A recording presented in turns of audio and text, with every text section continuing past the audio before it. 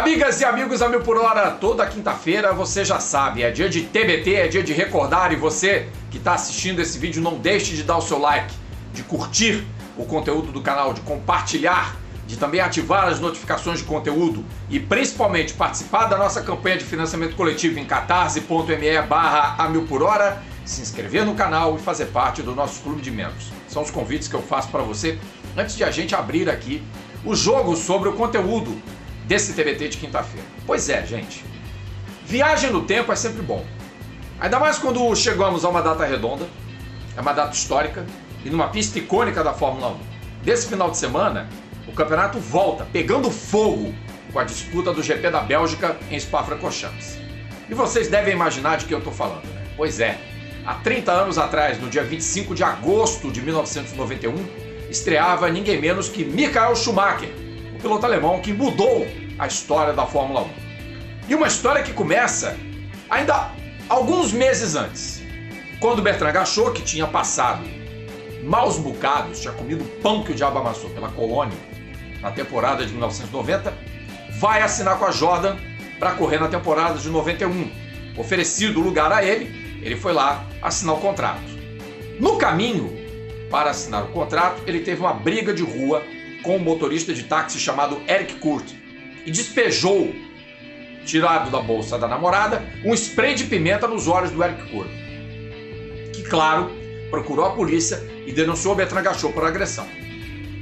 Enquanto isso, o piloto assinou o contrato, fez parte da equipe até o GP da Hungria, na temporada de 1991, e aí, claro, os advogados não puderam segurar por tanto tempo. Gachot foi a julgamento, foi condenado e encarcerado numa prisão em Brixton, uma prisão de segurança máxima, diga-se de passagem. E tinha acontecido, pasmem, senhores e senhoras, uma briga de rua com spray de pimenta. Não era faca, não era arma de fogo, não era nada. Era um spray de pimenta. Mas o Eric Kurt, enfim, conseguiu provar na justiça que Gachot estava errado e a justiça condenou Bertrand Gachot e prendeu Bertrand Gachot. E de repente a Jordan, que fazia a sua temporada de estreia na Fórmula 1, caminhava para ser a quinta força do campeonato, se media naquela reta de chegada do campeonato de 91 com a Benetton para tentar o status de quarta força, e tinha ampla vantagem na questão do conjunto, do pacote técnico, já que o Jordan 191, projeto de Gary Anderson, era melhor que a Benetton B191, carro de John Barney. Além de tudo, tinha os pneus Goodyear contra os Pirelli da Benetton, que não eram tão eficazes quanto a equipe das Cores Unidas achava que seria para aquele campeonato.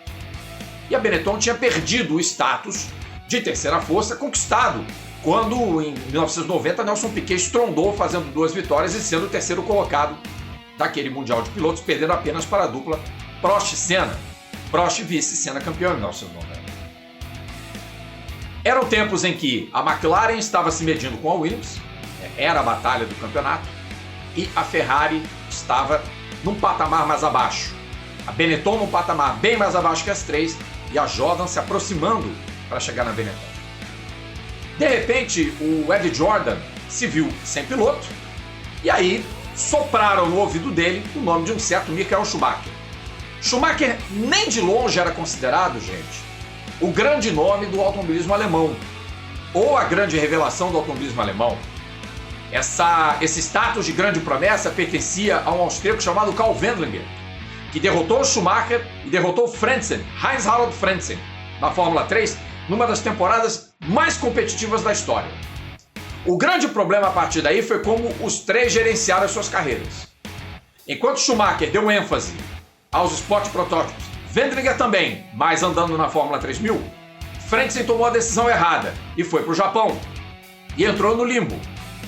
Enquanto Wendlinger se debatia com um carro ruim na Fórmula 3000, Schumacher andava muito rápido com os protótipos da Mercedes, da Sauber Mercedes, foi o autor da volta mais rápida nas 24 horas de Le Mans, mas ao mesmo tempo nas aparições do DTM era mal visto, porque cometia diversos erros. Apesar disso, foi o nome de Schumacher que chegou ao ouvido de Ed Jordan, trazido por Willy Weber, trazido por Jochen Nespar, que na época era o diretor da Mercedes. Schumacher fez um teste em Silverstone, consta que rodou com o carro durante o teste, e também na sabatina com Ed Jordan, Schumacher precisou fazer uma coisa que lhe garantiu a Fórmula 1. Porque se ele tivesse dado uma outra resposta, duvido que o Ed Jordan tivesse o colocado no carro número 32 no lugar do Gachot.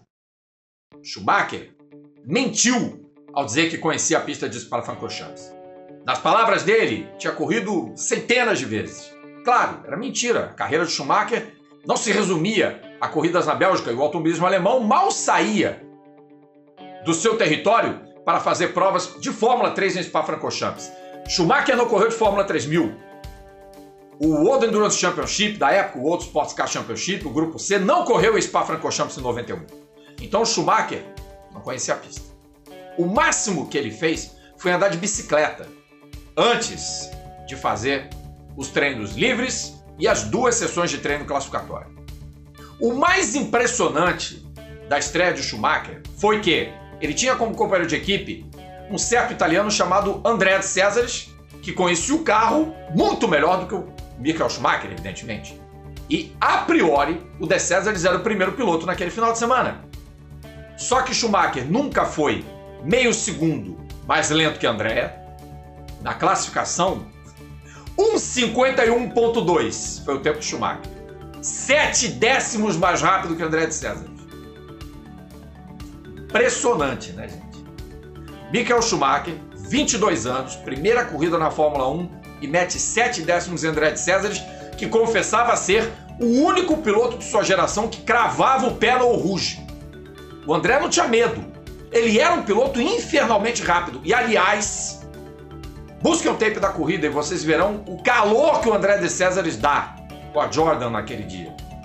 É uma corrida magistral do piloto italiano, como poucas vezes eu vi na Fórmula 1. E quem sabe Schumacher poderia estar junto a Andrea De Cesaris nesse momento que poderia ter sido sublime para o time britânico, que buscava se firmar na Fórmula 1 e tinha um carro lindo.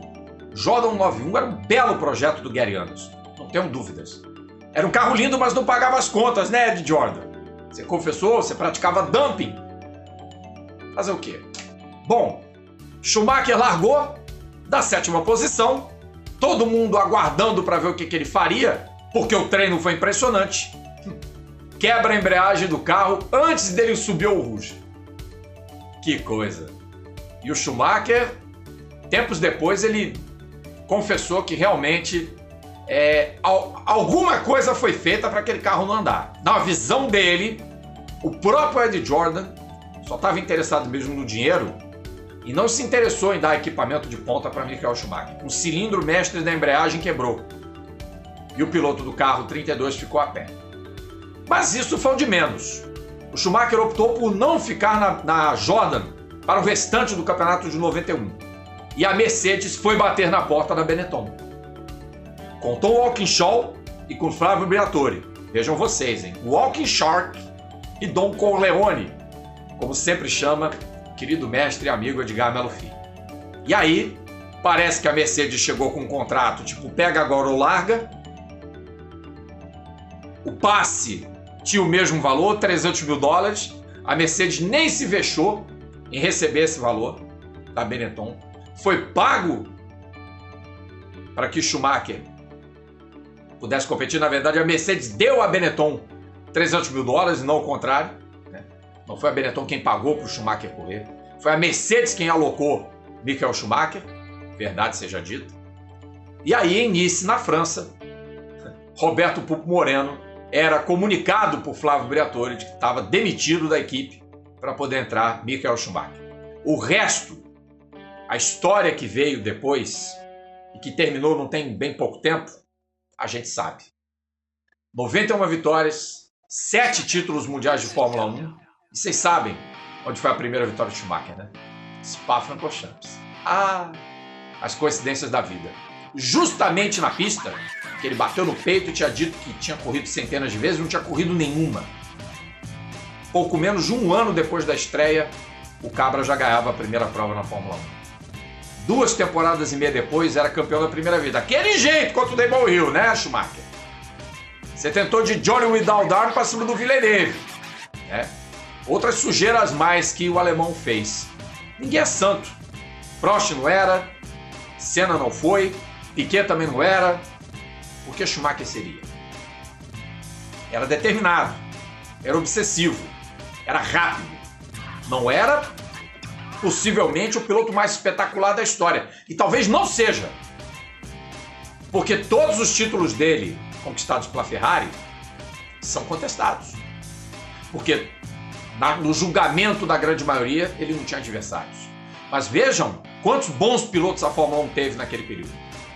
E quantas corridas o próprio Schumacher confessou que não tinha equipamento e que o Rubinho Barrichello acertava equipamento para ele. O Schumacher ia lá, copiava o ajuste e ganhava. Isso acontece. Isso faz parte da vida. O alemão aproveitou muito bem todas as oportunidades que teve. Todas. Praticamente todas as decisões de campeonato ele ganhou. Ele só perdeu 97, perdeu 98 e perdeu 2006 para Fernando Alonso. Você vai dizer o quê de um homem como esse? Não perdeu 2005 para o Fernando Alonso porque simplesmente a Ferrari não tinha carro. E quando ganhou a corrida, ganhou daquela forma lá que todo mundo sabe como ganhou em Indianápolis. E eu guardo na minha memória do Schumacher, não a estreia mais, mas o choro quando ele anuncia que vai parar de correr. E ele anuncia a sua primeira aposentadoria em Monza, depois de ter ganho com a Ferrari. Podia ter todos os defeitos do mundo, mas ninguém podia acusar Michael Schumacher de não ser humano. E ele era. Era um cara que tinha sentimentos. Mas é claro que, como todo ser humano, não era perfeito no caráter, não era perfeito nas atitudes. Nem mesmo quando estreou na Fórmula 1. Vocês percebem, né? Mentiu para poder ter a oportunidade de ser piloto de Fórmula 1. Esse foi o TBT dessa quinta-feira. Michael Schumacher, 30 anos atrás, nascia uma estrela. Não o maior piloto da história. Talvez o maior piloto de sua geração? Quem sabe? Mas o maior da história? Essa é uma discussão por muitos e muitos e muitos e muitos anos, porque cada década teve o seu melhor da história. Fangio, Clark, Lauda, Stewart, Emerson, Prost, Piquet, Senna, Schumacher, Alonso, Hamilton, Vettel, grandes campeões. Tirar o mérito de qualquer um deles seria leviano demais. O A Mil por Hora se despede e volta. A gente vai ter coisas aí da Fórmula 1 para falar, hein? Principalmente no final de semana. Será que o A Mil por Hora vai ter live do GP da Bélgica? Acho que sim, hein? Aguardo vocês. Um abraço e até a próxima. Tchau, tchau.